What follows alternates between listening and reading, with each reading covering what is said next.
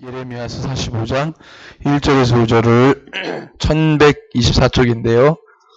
우리 같이 한 목소리로 봉독합니다. 유다의 요시야 왕의 아들 여호야김 넷째 해에 네리야의 아들 바룩이 예레미야가 불러주는 대로 이 모든 말을 책에 기록하니라. 그때 선지자 예레미야가 그에게 말하여 이르되, 바룩아, 이스라엘의 하나님 여호와께서 너에게 이같이 말씀하셨느니라.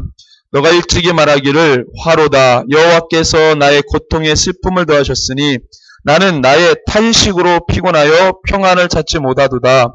너는 그에게 이르라. 여호와께서 이와 같이 말씀하시기를, 보라, 나는 내가 세운 것을 헐기도 하며 내가 심은 것을 뽑기도 하나니 온 땅에 그리하겠거늘. 너가 너를 위하여 큰 일을 찾느냐? 그것을 찾지 말라. 보라, 내가 모든 육체에 재난을 내리리라. 그러나 너가 가는 모든 곳에서는 내가 너에게 내 생명을 노량물 주듯 하리라. 여호와의 말씀이니라. 아멘. 오늘 이 말씀 예레미야 45장 1절에서 5절 말씀. 오늘 이 말씀을 통해서 우리 하나님께서 이 시대에 하나님의 정말로 귀하신 제 종들, 사명자들을 콜링하시는데, 우리가 주의 마음을 다 알아야 되잖아요. 깨달아야 되잖아요. 그래서 주님의 어떤 마음을 깨달아야 되는지 그것을 함께 고민하고 또 묵상하고 또 우리 스스로 개인마다 결단하는 귀한 시간이 되기를 바랍니다. 오늘 말씀에 보니까 바룩이라고 한다면 예레미야가 주의 이 선지자 활동할 때 동역자였습니다. 그래서 바룩이 보통은 예레미야가 이렇게 선포한 것을 이제 책에 기록하는 필사 역할을 바룩이라고 하는 이 파트너십, 그래서 이제 이 동역자가 같이 한 팀을 이루어서 예레미야와 사역을 이제 한 것으로 추측을 합니다. 어쨌든 간에 바룩이라는 사람이 이곳에서 이제 등장하는데, 이 예레미야가 이 바룩에게 이 하나님의 귀한 말씀을 받아가지고 이것을 기록하라 그러면서 전해준 그 말은 분명히 하나님의 뜻이죠. 이 바룩에 대한 하나님의 뜻보다는 바룩을 향해서 이야기했지만 바룩만이 해당되는 말이 아니라 그 시대에 해당되는 말이고, 바룩과 같이 주의 종으로 부름받은 모든 자들에게 동일하게 부어지는 하나님의 마음과 뜻이라고 보여집니다. 그래서 바룩이 뭐 큰 잘못을 했길래 하나님이 바룩을 막 혼내려고 하시는 얘기가 아니라, 바룩을 앞에다 두고 시대를 향해 선언하시는 겁니다. 바룩을 앞에다 두고 그 시대에 부름받은 주의 종들과 하나님의 사람들에게 향하신 말씀이에요.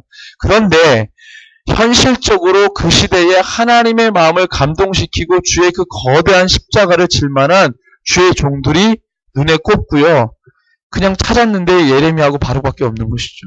그 다음에 이제 우리가 아시는 대로 예레미야와 함께 동시에 사역했던 뭐 스바냐라든가, 그 다음에 뭐 이제 사역자들 있잖아요. 그 다음에 이제 이미 포로기로 끌려간 누구? 다니엘, 뭐 에스겔, 이런 사람들이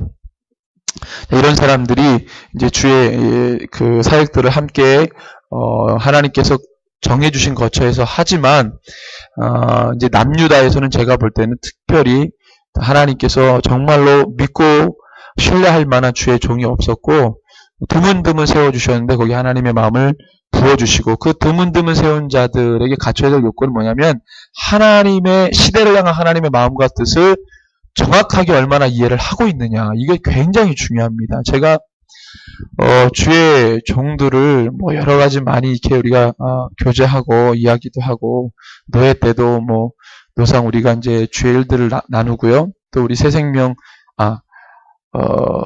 우리 세계 선교 사역자 모임, 거기 목사님들하고도 비전을 나누고 주님의 마음을 나누는데, 제가 이제 노예 때 이제 우리 여러 목사님들을 이제 만나는데, 저는 뭐 이렇게 목사님들이 다 나이가 많으시고 또 제가 노예에서도 막내고 이러니까 뭐 어르신들하고 특별한 일 아니면 별로 말을 섞지 않습니다. 말을 섞지 않는데, 그 중에 이제 그 대구에 담임 목사님은 아니고 우리 부목사님이 한 분 계세요, 우리 노예에. 근데 그 교회는 담임 목사님하고 부목사 다 이제 우리 교회 목사님이기 때문에 노예 때 이제 다 참여하시는데, 그 부목사님하고 이제 나이가 50입니다. 머리가 희끗희끗한데 왜소하고 되게 겸손하세요. 말도 조심조심하시고 굉장히 이렇게 야리야리하시고 이런 분인데, 이분이 이제 저하고 이제 대화하기를 원하셨는지, 저희 이제 필경대에 보면은 자료들이 이렇게 있잖아요. 뭐 시대 관련된 자료, 베리치, 뭐 WCC, 천주교와 직제 반대, 뭐 이런 그거를 자료를 쭉 보시면서 이분이 깜짝 놀라면,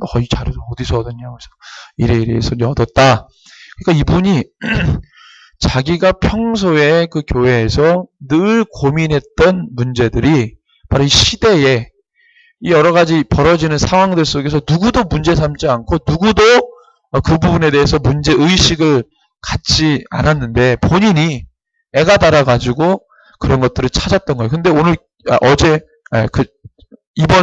지난주에 노래할 때 우리에게 딱 오셔가지고 어떤 장로님도 보시고 그 목사님도 굉장히 계속 보시면서 우리 주보도 보시면서 이제 깜짝 놀라시는 거죠. 이러면서 자기는 자기만 고민하는 줄 알았는데 우리 노회 안에서 이걸 만나니까 무슨 동지 만난 것처럼 막 치열한 전투 속에서 전우를 만난 것 같은, 이 아군을 만난 것 같은 그런 느낌 있잖아요. 그래서 그 50대신 양반하고 거의 한 12시까지 이제 교제를 하고 그랬는데, 이제 그분이 그러는 거예요. 자기는 부목사인데 자기가 하는 말을 교인들이 한 70명 되는데 전혀 신뢰하지 않는다는 거예요. 담임 목사님 말 외에는 어떠한 말도 검증이 안 되면 신뢰하지 않는다는 거죠.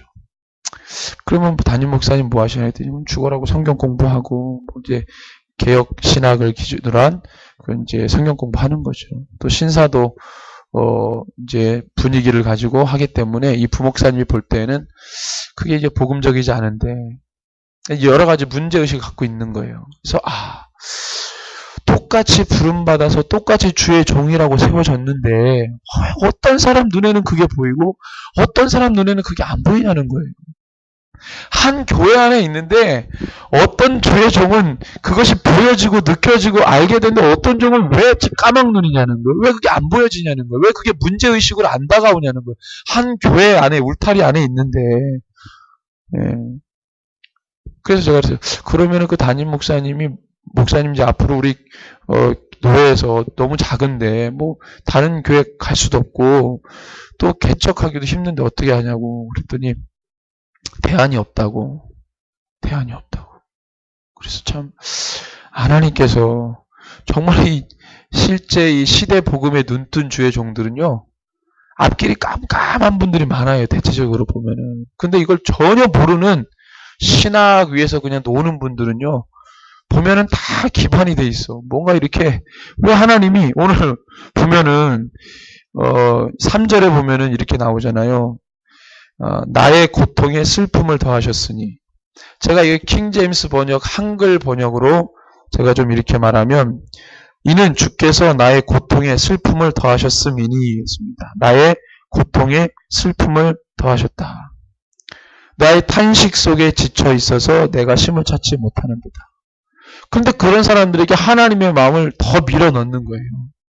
가뜩이나 그거 생각하면 머리 아프고 고민하고 가슴 답답하고 어찌할 바를 모르고 자기 삶도 지금 답이 안 나와가지고 어떻게 할지를 모르겠는데 그런 사람들에게 더 하나님의 마음을 밀어 넣는 거예요. 그런 사람들에게 더 시대에 향한 주님의 뜻을 더 밀어 넣는 거예요. 그러니까 더 죽겠는 거죠.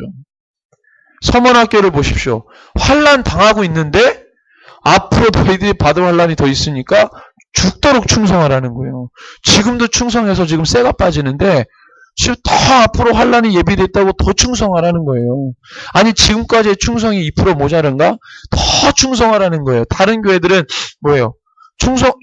하나님의 그 마음과 뜻과 정반대로 나가는데도 하나님이 어떠한 마음도 보여주지 않습니다. 그런데 보면 다 기반이 돼 있어요. 그래서 하나님의 뜻에 관심이 없는지는 모르겠습니다. 어쨌든 간에 대체적으로 보면 그래요. 대체적으로 보면.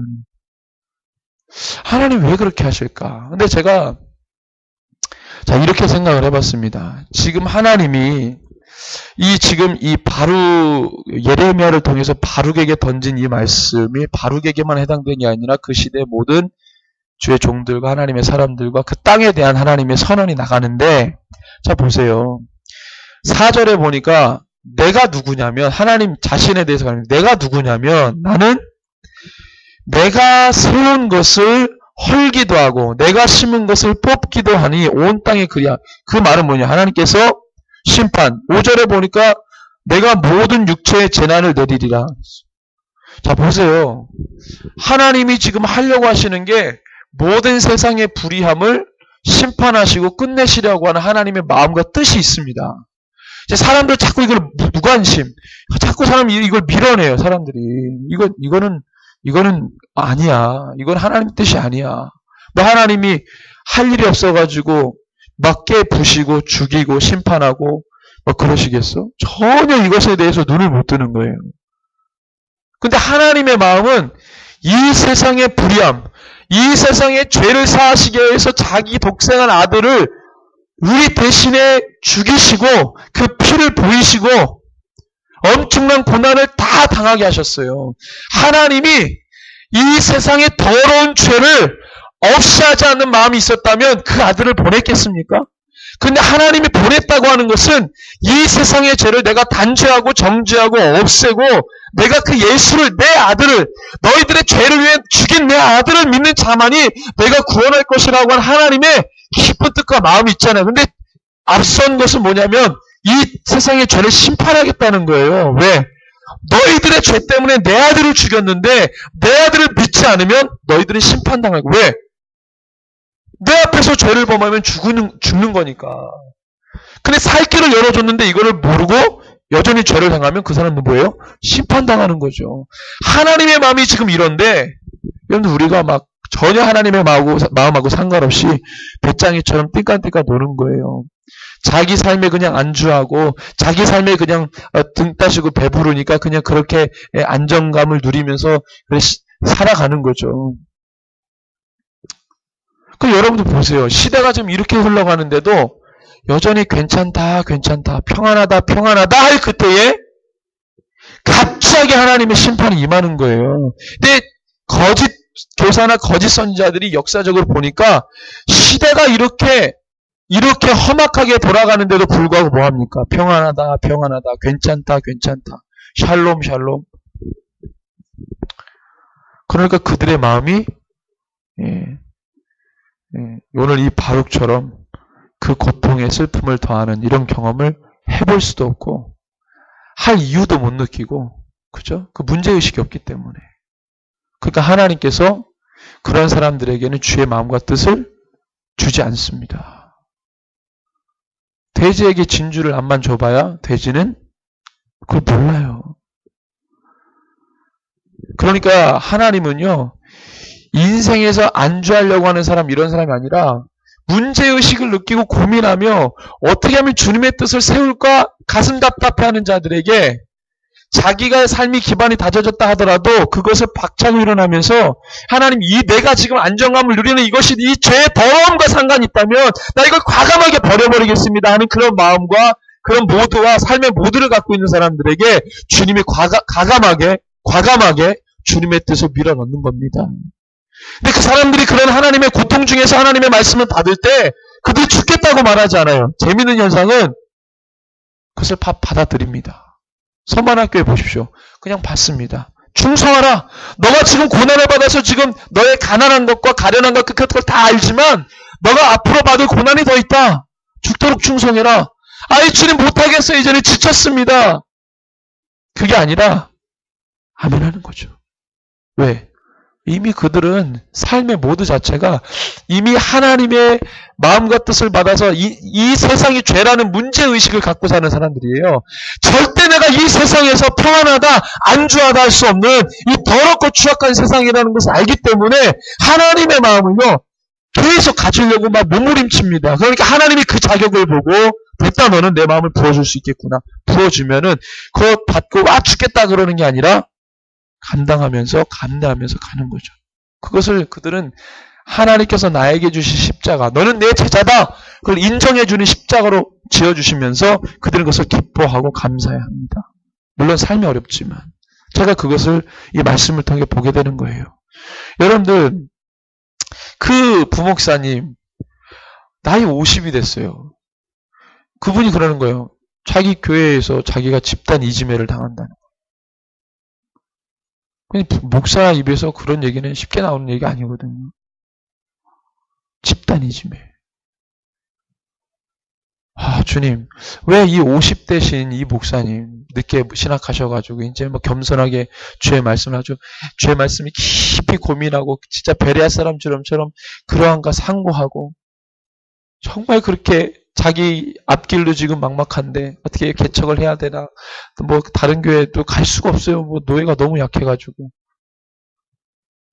그러니까 이게 지금 보면은 왜 하나님 그 종에게 집단 이지매를 당할 요소를 주십니까? 그거 안 주면은 그 사람이 그냥 무감각하게 살다가 되는 대로 이렇게 해가지고 열리면 가고 뭐 그럴 텐데 왜 그 사람에게 문제의식을 줘가지고 왜 그것 때문에 잠 못 자게 만들고 왜 그것 때문에 가슴 답답하게 만들고 또 그것을 무시하면은 자기가 못 견디는 거예요. 그거 있어요 그 사람에게. 그건 사명자인 거죠 사명자. 너는 이거 받아야 돼. 그래서 그 사람을 무시하려고 해도 이게 무시가 안 돼요, 또. 그게 자꾸 눈에 띄고 보여지고, 가는 길에 자꾸 그것이 거치는 돌이 되고, 자꾸 자기 발을 치는 거죠, 그게. 돌뿌리가. 그럼 뭐예요? 하나님께서, 바울을 다메섹 도상에서 딱 붙잡아가지고 육체의 가시를 던져주잖아요. 뭔가 행하려고 가다가 계속 부딪히는 게 있는 거예요. 그게 올무죠, 거룩한 올무. 하나님이 그 50대신 그 부목사님에게 그걸 주시는 거예요. 그래서 저는 그분을 보면서 와, 저분도 험난한 길이 앞으로 펼쳐지겠다. 쉽지 않겠다. 눈에 선한 거예요. 다른 목사님들은 모이면 무슨 얘기하냐. 교회가 뭘 시설을 뭐 했는데 그게 얼마나 들고 자기 뭐 교회 자랑하고 뭐 이렇게 뭐 이런 방식으로 했으니까 뭐 성공하고 뭐 이런 얘기밖에 안 해요. WCC 얘기를 하는 목사가 없고 천주교 직제일치가 이거 하는 목사가 없고 아니 하나님께서 지금 교회들을 보시면서 너가 지금 거룩하지 못한 거 너가 지금 주님 앞에 성결하지 못한 거 너가 많은 일들을 했음에도 불구하고 하나님께서 너 이거 하나 안 고쳐가지고 내가 너를 어떻게 하겠다 이런 하나님께서 이런 어떤 기준을 가지고 지금 바라보시는데 뭐 이런 방법을 했더니까 뭐 막 교회가 부흥하고 10명에서 20명 됐다고 막 자랑하고 물론 자랑할 만하겠죠. 한국 교회가 집단으로 지금 신앙 팔아먹고 지금 그런 상황에서 내 개교회가 잘 되면 그게 그 교인이 외국 사람도 아니고 한국 사람 아니야 한국 사람이 한국 땅에서 지금 목회하는데 한국 땅이 지금 완전히 더럽혀졌는데 그거를 모르는 거예요. 아니 이 예배당에 교인 하나 왔다고 해서 그게 막 기뻐할 일이 아니라니까요 지금.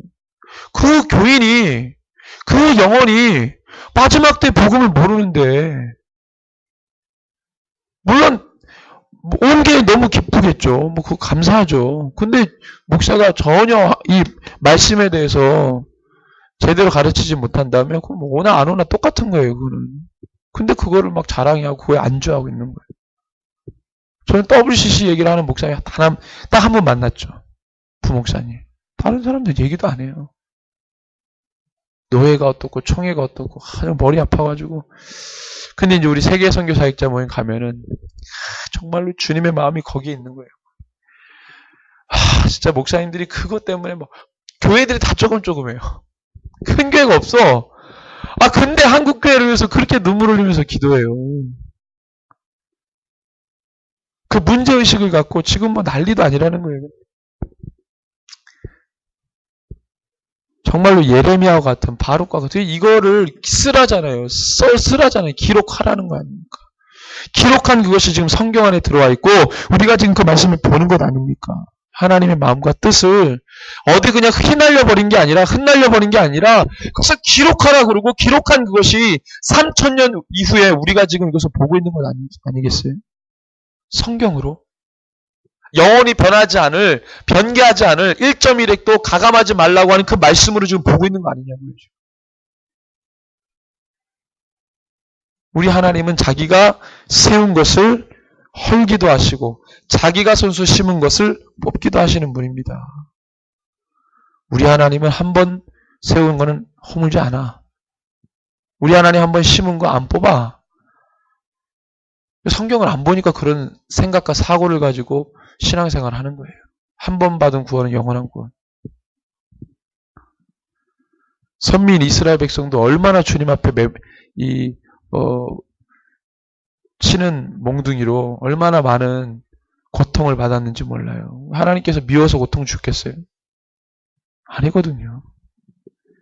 저 여러분들이 마지막 때는 진리 싸움이라고 함께 몇 번을 나눴습니다. 진리 싸움이고 이 믿음이 어떤 믿음이냐 그 정체를 파악하는 게 이 마지막 때 우리가 진짜 믿음 지키는 거예요. 그걸 모르면 우리가 어려운 겁니다. 이 신앙생활 믿음 지키는 것이 이게 쉽지가 않아요. 삶에 그냥 편승해서 그냥 흐르는 물에 그냥 나를 맡기고 그냥 이렇게 둥둥둥 떠다니면 어디로 흘러가는지 모르는 그런 인생 살지 말고 우리가 늘 결단하는 거죠. 주의 말씀 앞에 결단하고 또 결단하고 하나님 내가 어디에 있습니까? 내가 어디쯤에 와 있습니까? 내가 주님의 마음과 뜻을 지금 밝히 아는 자입니까? 아니면 전혀 그것을 모르고 무관심하고 하나님의 뜻과 정반대로 가는 자입니까? 우리가 주님 앞에 늘 물어야 되는 거예요. 동해 지역에 암담합니다. 암담해요. 동해 지역에 마지막 때 복음을 붙드는 교회가 얼마나 되겠어요? 동해 지역 교회.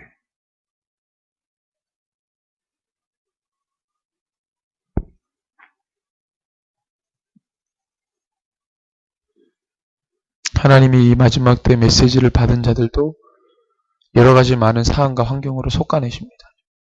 그래서 우리는 표독하리만큼 진리를 변론하고 거짓과 진리를 분별하는데 우리가 지금 이렇게 귀를 기울이고 집중해야 돼요. 안 그러면은요, 와, 이건 뭐 사기꾼도 얼마나 많은지 사기꾼도 많고 아첨하는 자도 많고 정말 하나님의 말씀을 전혀 모르는 자들도 마지막 때 이거 여러 유형이 있는 거예요. 하나님의 말씀 체계적으로 모르는 자들이 마지막 때 이 메시지만 받아가지고 막 휘두르는 거예요. 능력도 안 되는 사람들이. 진정시키는 겁니다. 그 풀린 고삐를 누가 말씀으로 딱 잡아줘가지고 그 사람들을 이게 양육할 그런 어떤 사역들, 그런 어떤 일들이 있어야 돼요. 근데 마지막 때 메시지를 받은 사람들조차도 그 안에서 사단이 엄청나게 역사합니다. 그게 다 문제가 어디냐면 기록된 말씀에 대한 이해 부족. 그런데 어떤 분은 막 족보를 저한테 막 책을 보내주는 목사님이 있는데 족보를 그렇게 연구를 해서 족보를 물론 본인이 연구한 건 아니지만 이미 어떤 분이 연구한 거를 이제 본인도 배워가지고 하는 건데 구속사 관점에서 별로 연관이 없어요. 족보. 마지막 때 이제 우리가 물론 말씀을 배우는 데 있어서는 어느 정도 이해가 필요하지만 그럼 하나하나씩 다 이제 풀 필요는 없는 것이죠. 근데 막 거기에 빠져 있어가지고 또 하나님에 대한 말씀, 마지막 때 대한 거는, 첨부로 이렇게 좀 이해하고, 막 또 그거에 막 족보 아무리 파도 거기에 구원의 어떤 메시지가 없어요. 근데 또 거기에 막 빠져 있는 거예요. 그게 좀 이렇게 하나님의 말씀을 이 시대와 동떨어진 말씀 복음은 복음이 아니에요. 복음이 뭐냐면 복된 소식 아닙니까? 이 복된 소식은 시대마다 어떤 시대냐에 따라서 아니 천년왕국이 왔는데 복음이 필요해요? 아니잖아요. 그러니까 어느 시대의 복음이냐에 따라서 우리가 경중을 따질 수 있는 거고 우리가 어떻게 대처하느냐가 이제 나오는 건데 시대하고 상관없는 복음은 복음일 수가 없는 거예요.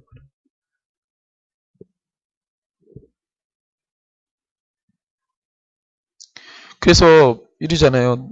너가 너를 위하여 큰 일을 찾느냐? 5절에 너가 너 자신을 위하여 위대한 일을 찾고 있느냐? 킹제임스 버전 한국 번역에는 내 지금 이거 다 하나님께서 걷어가실 수도 있는데 너가 지금 그런 시대의 분위기와 정서를 전혀 이해 못하고 너 지금 너 자신을 위해서 위대한 일들을 지금 꿈꾸고 있느냐? 그것들을 찾지 말라는 거예요. 지금 하나님께서 다 걷어가실 수도 있는 판에 너가 지금 너 자신을 위해서 어떤 큰 프로젝트를 어떤 일들을 도모하고 있느냐? 세상으로부터 시작된 그런 일이라면 찾지 말라는 거예요. 모든 육체 위에 재앙을 내릴 거라는 거예요. 그러나 너가 가는 모든 곳에서 내가 너에게 내 생명을 약탈물로 주리라. 이게 뭡니까? 약탈물이 뭐죠? 적에게서 빼앗은 물건 아니에요? 약탈물.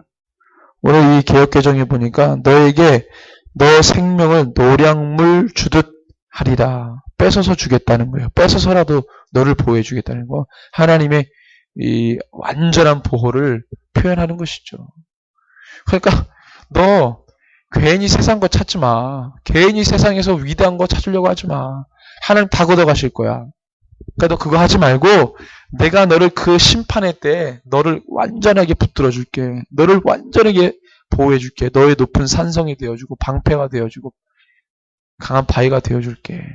나를 봐. 지금 그 이야기를 하고 있는 것입니다. 교회들마다 큰 프로젝트에 혈안이 돼 있어요. 그냥 규모가 어마어마합니다. 근데 그 속에 정작 예수가 없어요. 예수가 없어요.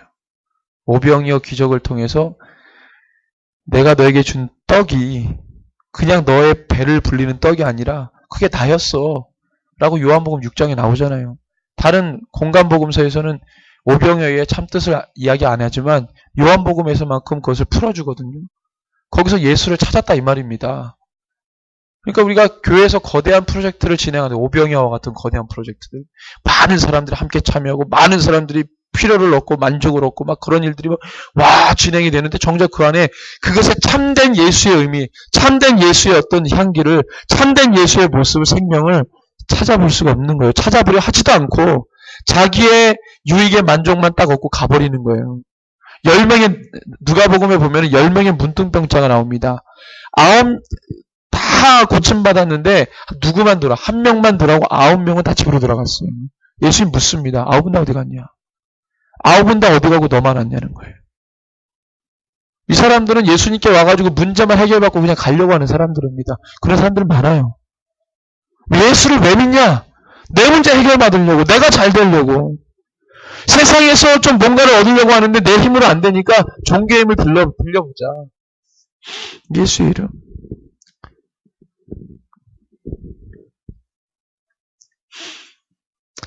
이 시대가 그런 것을 원합니다. 근데 우리는 거부해야죠. 거부하는 거예요. 거부하면서 죽으나 사나 주님의 뜻을 향해 달려갈 수 있는 저 여러분들 되었으면 좋겠습니다.